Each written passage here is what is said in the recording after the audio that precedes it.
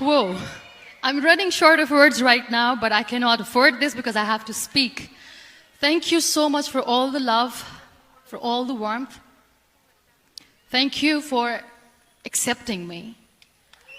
Thank you very much.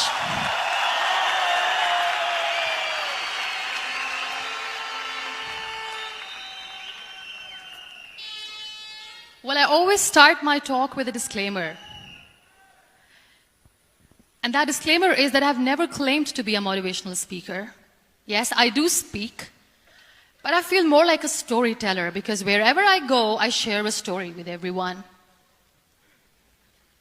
Well, it is a story of a woman whose perfectly imperfect life made her who and what she is today. It's the story of a woman who, in pursuit of her dreams and aspirations, made other people realize that if you think that your life is hard and you're giving up on that because you think your life is unfair, think again. Because when you think that way, you are being unfair to your own self. It's the story of a woman who made people realize that sometimes problems are not too big. We are too small because we cannot handle them.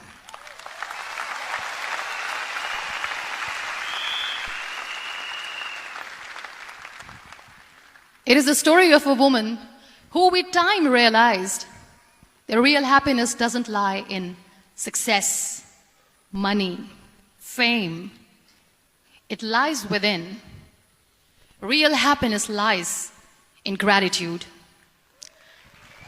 So I am here and I'm going to share the story of that woman. That is my story. The story of gratitude.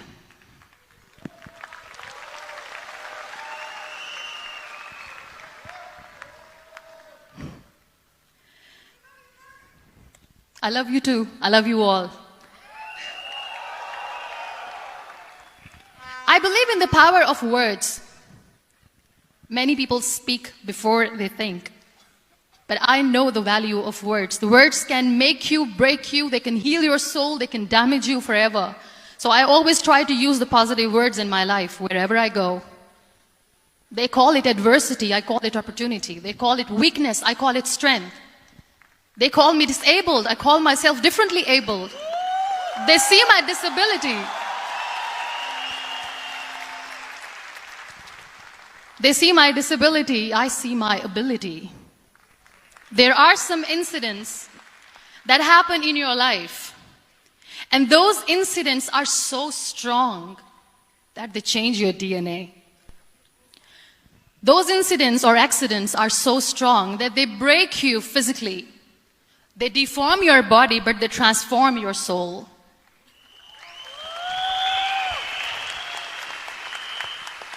Those incidents break you, deform you, but they mold you into the best version of you.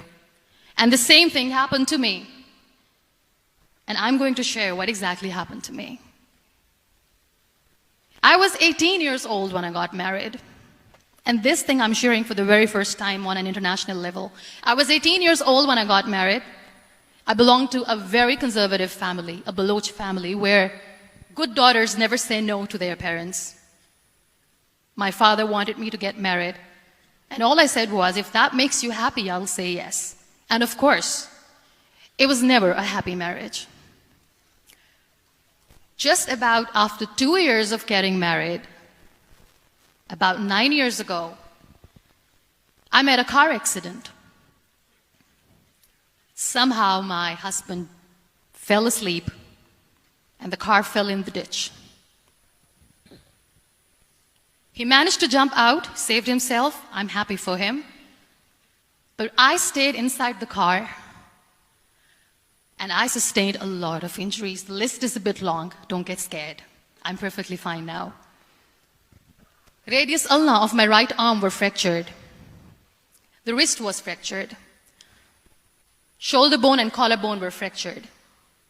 My whole rib cage got fractured. And because of the rib cage injury, lungs and liver were badly injured. I couldn't breathe. I lost urinary bowel control. That's why I have to wear the bag wherever I go. But that injury that changed me and my life completely as a person and my perception towards living my life was the spine injury.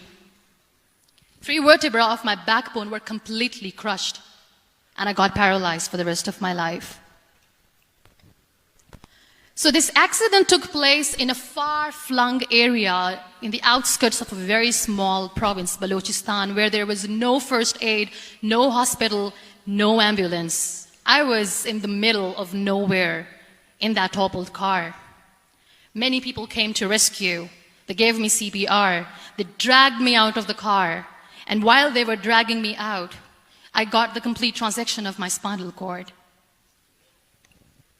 And now there was this debate going on. Should we keep it here? She's going to die. Where should we go? There is no ambulance. There was this 4-wheeler Jeep standing in the corner of the street. They said, put her in the back of the Jeep and take her to the hospital, which is 3 hours away from this place. And I still remember that bumpy ride. I was all broken. They threw me at the back of the Jeep and they rushed me to the hospital. That is where I realized that my half body was fractured and half was paralyzed. I finally ended up in a hospital where I stayed for 2.5 months. I underwent multiple surgeries. Doctors have put a lot of titanium in my arm. There's a lot of titanium at my back to fix my back. That's why people in Pakistan call me the Iron Lady of Pakistan.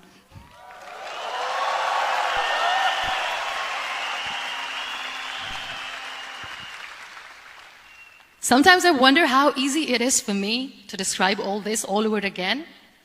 And somebody has rightly said that when you share your story and it doesn't make you cry, that means you have healed.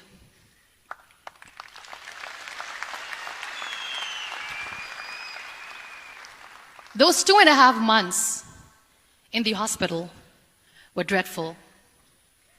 I will not make up stories just to inspire you. I was at the verge of despair. One day, doctor came to me and he said, well, I heard that you wanted to be an artist, but you ended up being a housewife. I have a bad news for you. You won't be able to paint again because your wrist and your arm are so deformed, you won't be able to hold a pen again. And I stayed quiet. Next day, doctor came to me and said, your spine injury is so bad, you won't be able to walk again. I took a deep breath and I said, it's all right. The next day, doctor came to me and said, because of your spine injury and the fixation that you have in your back, you won't be able to give birth to a child again. That day, I was devastated. I still remember, I asked my mother, why me? And that is where I started to question my existence. Why am I even alive? What's the point of living? I cannot walk, I cannot paint, fine, I cannot be a mother. And we have this thing in our heads, being women, that we are incomplete without having children. I am going to be an incomplete woman for the rest of my life. What's the point? People are scared. They think I will get divorced. What is going to happen to me? Why me? Why am I alive? We all try to chase this tunnel. We all do this because we see light in the end of the tunnel, which keeps us going.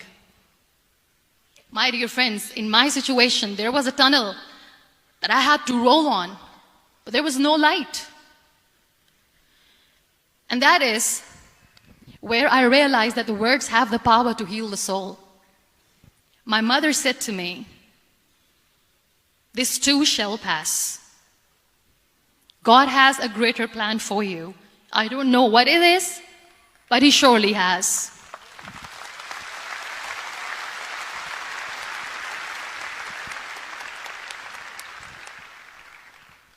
And in all that distress and grief, somehow or the other, those words were so magical that they kept me going. I was trying to put that smile on my face all the time, was hiding. It was so hard to hide the pain, which was there.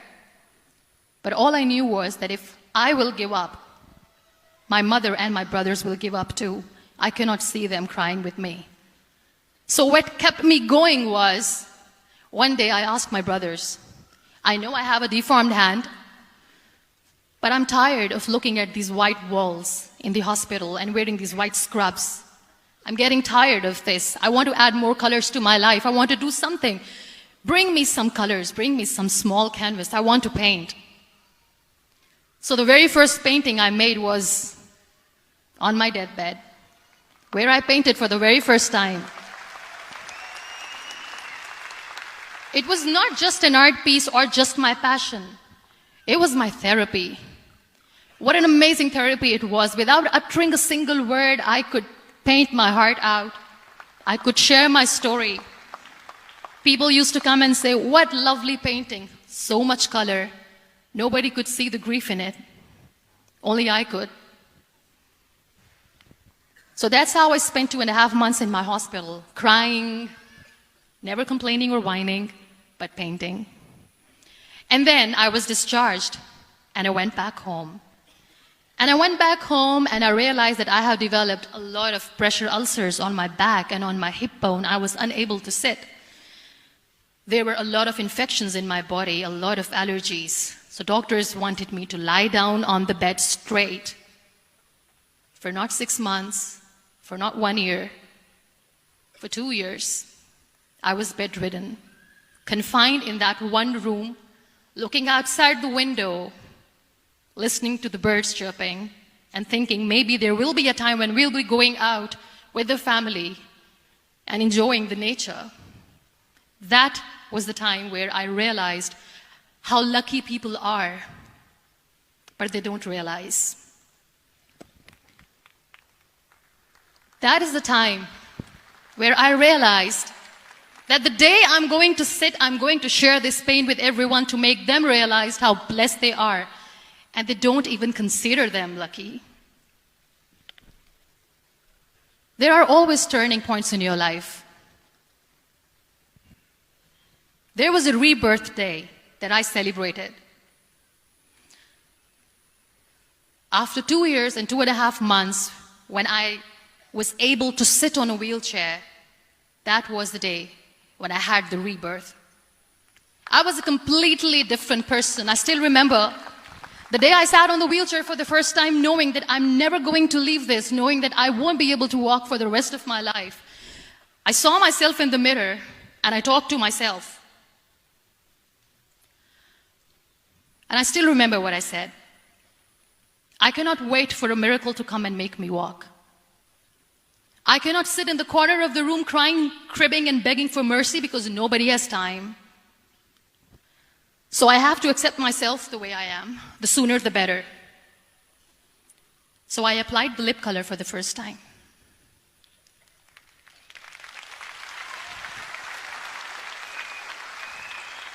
And I erased it. And I cried. And I said, what am I doing? A person on a wheelchair should not do this. What will people say? Clean it up. Put it again. This time I put it for myself. Because I wanted to feel perfect from within.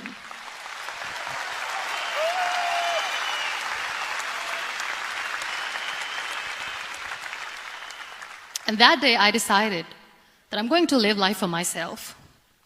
I am not going to be that perfect person for someone. I am just going to take this moment and I will make it perfect for myself. And you know how it all began? That day I decided that I'm going to fight my fears. We all have fears. Fear of unknown, fear of known, fear of losing people, fear of losing help, money. We want to excel in career, we want to become famous, we want to get money. We are scared all the time. So I wrote down one by one all those fears.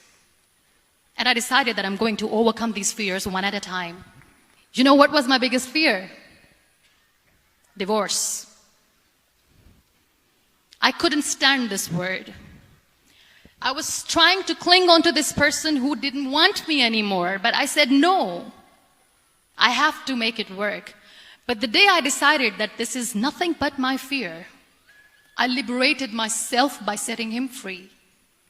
And I made myself emotionally so strong that the day I got the news that he's getting married, I sent him a text that I'm so happy for you and I wish you all the best. And he knows that I pray for him today.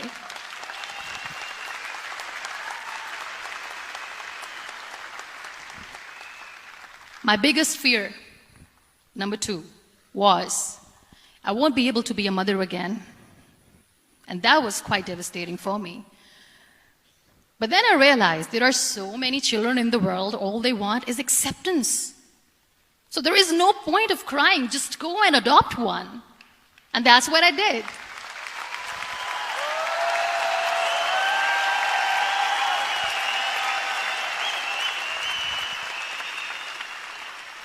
I gave my name in different organizations, different orphanages. I didn't mention that I'm on a wheelchair, dying to have a child. So I just told them that this is Muniba Mazari and she wants to adopt a boy or girl, whatsoever, but I want to adopt a kid. And I waited patiently. 2 years later, I got this call from a very small city in Pakistan. I got a call and they said, "Are you Muniba Mazari? There is a baby boy and would you like to adopt?"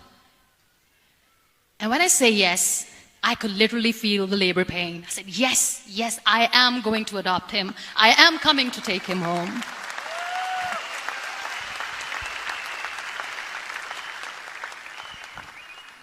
And when I reached there, the man was sitting and he was looking at me from head to toe.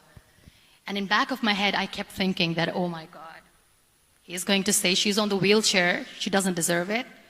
How is she going to take care of him? And I looked at him and I said, do not judge me because I'm on the wheelchair. But you know what he said? He said, I know you will be the best mother of this child. You both are lucky to have each other.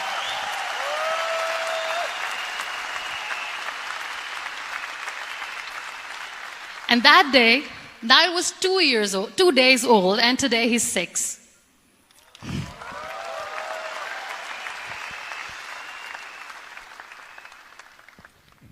You'll be surprised to know another bigger fear that I had in me. It was facing people. I used to hide myself from people.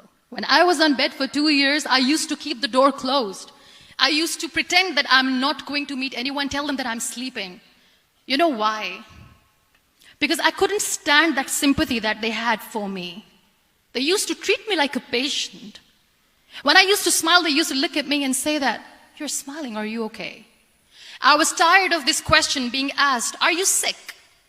Well, a lady yesterday at the airport asked me, "Are you sick?" And I said, well, besides the spinal cord injury, I'm fine, I guess.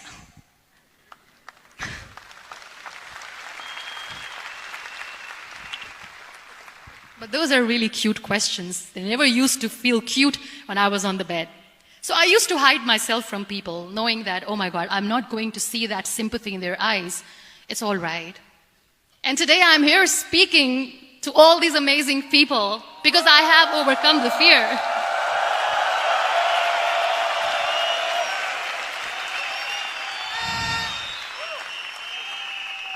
You know, when you end up being on the wheelchair, what's the most painful thing? That's another fear that people on the wheelchair or the people who are differently abled have in their hearts, but they never share. I'll share that with you. The lack of acceptance. People think that they will not be accepted by the people because we, in the world of perfect people, are imperfects. So I decided that instead of starting an NGO for disability awareness, which I know will not help anyone, I started to appear more in public. I started to paint. I always wanted to. I have done a lot of exhibitions. I'm Pakistan's first wheelchair-bound artist.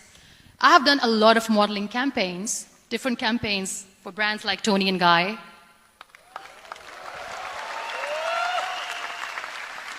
I have done some really funny, breaking the barriers kind of modeling.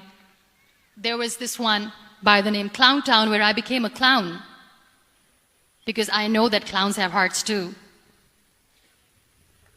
And then I also decided that if I really want to make the difference, I am not going to let people use me for their polio campaigns where they will make you a victim and an emblem of misery and mercy and will say that, you know what, give polio drops to your children or they'll become like this girl. I decided that I'm going to join the national TV of Pakistan as an anchor person. And I've been doing a lot of shows for the last 3 years.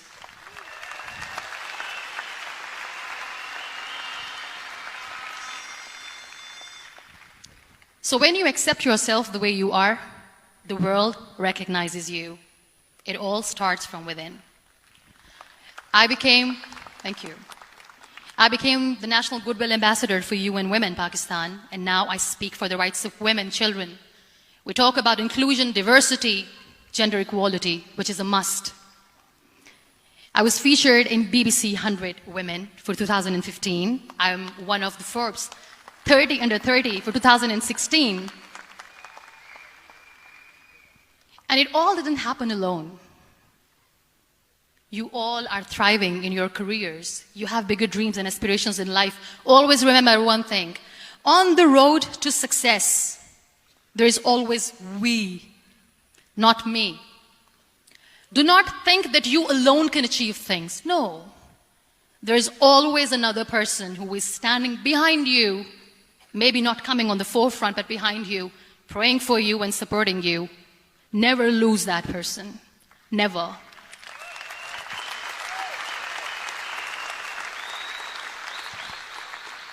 No matter how much I say that I couldn't find a hero, so I became one, I still want to recognize those 3 people in my life who literally changed my life completely, and I get inspiration from them every single day. Waleed Khan. Many people know about the terrorist attacks in Pakistan. We have lost many people. And I'm sharing this with a very heavy heart because we actually have lost a lot of people in this huge turmoil of terrorism. These people are barbarians. They do not see people. They're even worse than animals. They have killed people in mosques. They have killed people in churches, temples, even in schools.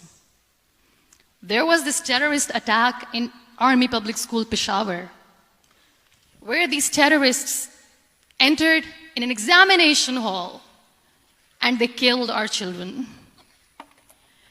And in that attack, that day, this beautiful boy, Waleed Khan, who was my hero, my real life hero, was the proctor who was taking care of the students, was keeping an eye on the students.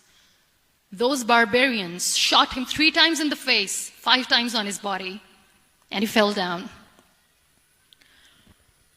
I was asked to give a talk in the school after a week of that terrorist attack. With a very heavy heart, I went there and I spoke. We sang a few national songs. I thought that maybe I've done my part, but deep inside, it was killing me. I could see children injured. I could see children sitting on the wheelchairs looking at me wondering,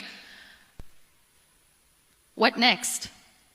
What was our fault? Just because we were here to give examination, we have been shot. So many people, so many children lost their friends. Their classrooms were empty. The next day they went to the classroom.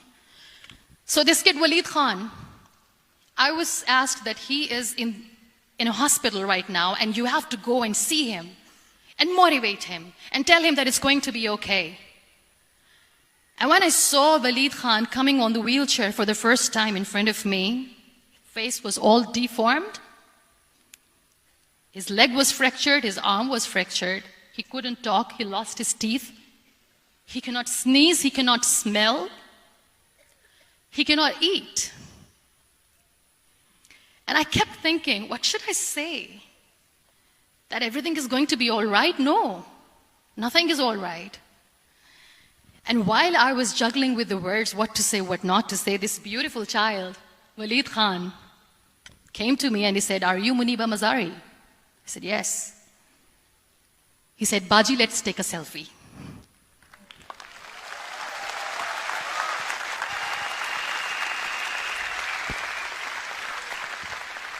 And with that beautiful, toothless smile of Waleed Khan, we took that beautiful selfie that I still have with me.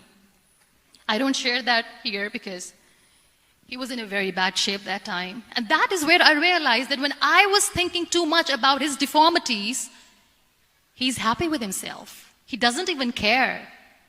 Because today he goes in the same school, and when somebody asks him that what happened to your face, why so many scars, you know what he says? "These scars are my medals and I wear them with pride."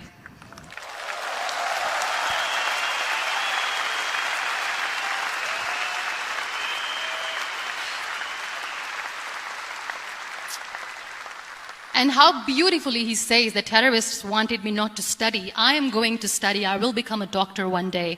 And this is my way of taking revenge from those terrorists.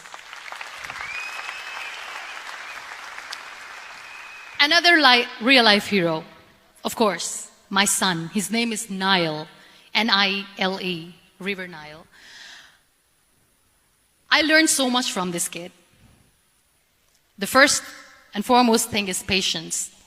How to be patient when you know that your mother cannot walk, when you know that your mother is different from the other women, when you know that your mother cannot go out and play with you. How to stay calm. He loves football. And when we got the very first football, he was 4 years old. He was super excited. I still remember he came in the room and he said, "Mom, let's play football." And he kept the ball in my feet. And he said, "Let's kick it." And that day I felt disabled. I said, "I cannot kick the ball." And I was down with the same face. He looked at me and he said, "Well, that's all right. Your legs are not working, but your hands do. Let's play catch the ball."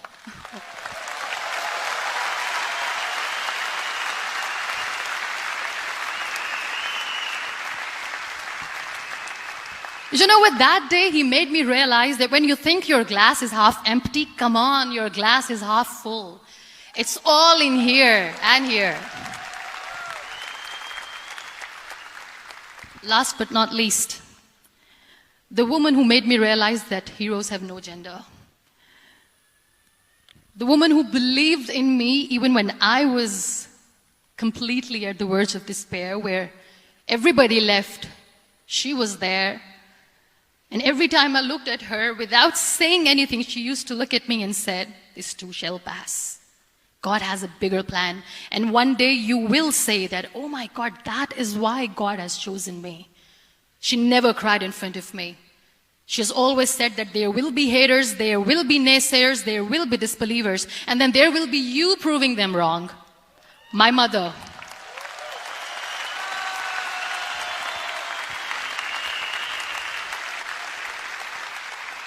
Whatever I am today, I'm nothing without her. I'm nothing without her. Thank you, Mama. I wish you were here. Thank you for making me who I am today.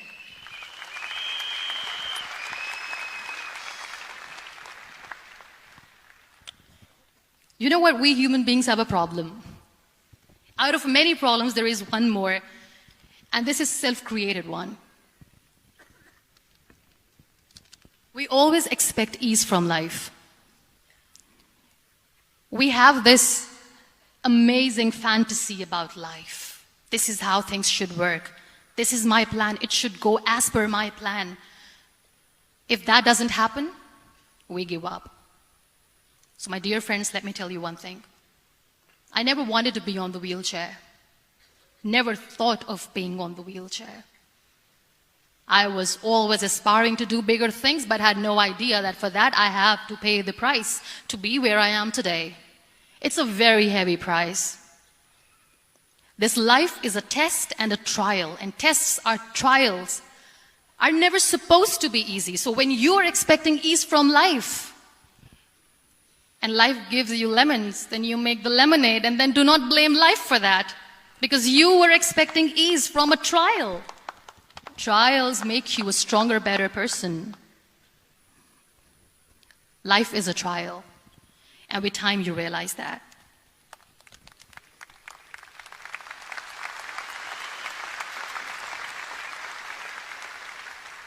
It is okay to be scared. It is okay to cry. Everything is okay, but giving up should not be an option.